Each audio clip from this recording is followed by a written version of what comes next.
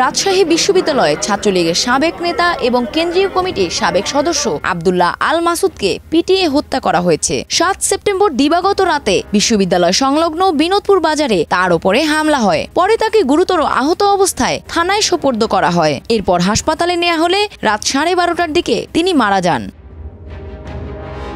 নগরীর বোয়ালিয়া মডেল থানার OC SM. Masud Parvez বিষয়টি নিশ্চিত করেছেন। তিনি বলেন, গত ৫ আগস্ট ছাত্র জনতার হামলার অভিযোগে রাতে বিনোদপুর বাজারে মাসুদের উপর হামলা হয়। পরে একদল শিক্ষার্থী তাকে প্রথমে মতিহার থানায় নিয়ে যায়, কিন্তু মতিহার থানায় ৫ আগস্টের সহিংসতার কোনো মামলা নেই। তাই তাকে বোয়ালিয়া থানায় আনা হয় যেন তাকে কোনো সহিংসতার মামলায় গ্রেফতার দেখানো হয়। ওসি বলেন, গণপিটুনিতে গুরুতর আহত হয়েছিলেন মাসুদ। তার শারীরিক অবস্থা দেখে সেনাবাহিনীর সহায়তায় রাজশাহী মেডিকেল কলেজ হাসপাতালে নিয়ে যাওয়া হয় তাকে। সেখানে তার মৃত্যু হয়। এখন পরিবার চাইলে এ ব্যাপারে আইনগত ব্যবস্থা নেওয়া হবে।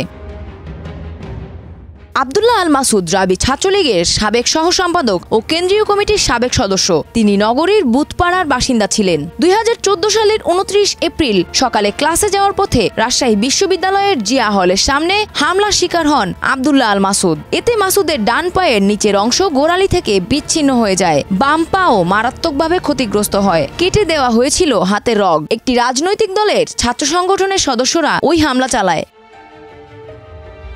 এ হামলায় পা হারিয়ে মাসুদ একটি প্লাস্টিকের পা নিয়ে চলাচল করতেন। তার আরেকটি পা শনিবার রাতে ভেঙে দেওয়া হয়।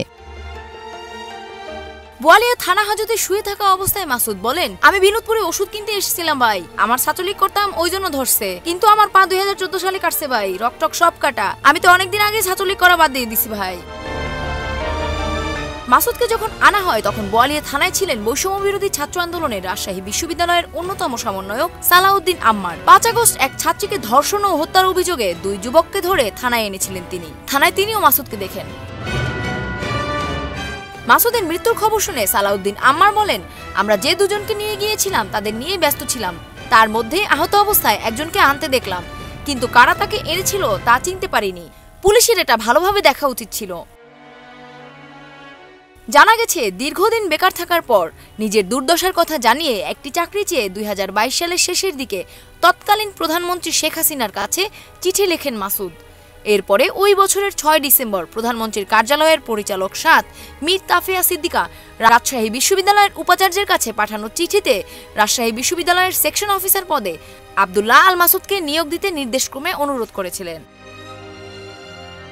ডেস্ক রিপোর্ট, দেশ রূপান্তর।